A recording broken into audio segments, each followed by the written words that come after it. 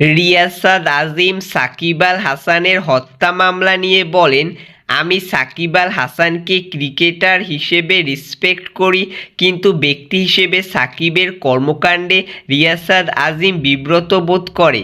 কিন্তু যে সাকিব আল হাসানের বিরুদ্ধে হত্যা মামলা হয়েছে, প্রায় ১.৫ শতাধিক মানুষের বিরুদ্ধে মামলা করা হয়েছে এবং সেই মামলায় ২৮ নম্বর আসামি সাকিব আল হাসান। সাকিবকে আমি রিয়াসাত আজিম দেখতে পারি না। আমি মনে করি সাকিব আল হাসানকে যে হত্যা মামলার আসামি করা হয়েছে এটা ফান ছাড়া আর কিছুই না। সাকিব আল হাসানের ব্যক্তিত্ব, রাজনীতি, ব্যবসা, ক্রিকেটীয় চিন্তাভাবনার সব কিছু বিবেচনায় যদি সাকিবকে লোভী বলি তা ঠিক আছে, কিন্তু যদি আমরা বলি সাকিব আল হাসান খুনি, হত্যাকাণ্ডের অর্থদাতা বা কোনোভাবে সম্পৃক্ত, তা আমরা বলতে পারি না।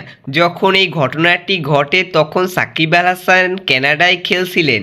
যখন মামলা হয়েছে তখন সাকিব আল হাসান পাকিস্তানে বাংলাদেশ দলের জার্সি গায়ে খেলেছেন। যখন সাকিব আল হাসানকে দেশে আনার জন্য আইনি নোটিশ পাঠানো হয়েছে তখনও সাকিব আল হাসান খেলছেন।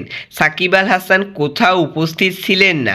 হ্যাঁ, সাকিব আল হাসান লোভী হতে পারে, তাই বলে সে হত্যাকারী বা এসবের সাথে জড়িত তা বিশ্বাসযোগ্য না। যদি অন্য কোনো বিষয়ের উপর মামলা হতো তাহলে তা মানা যেত, তবে এসব বিষয়ে যে সাকিব যুক্ত না সেটাই জানিয়েছেন স্পোর্টস সাংবাদিক রিয়াসাত আজিম।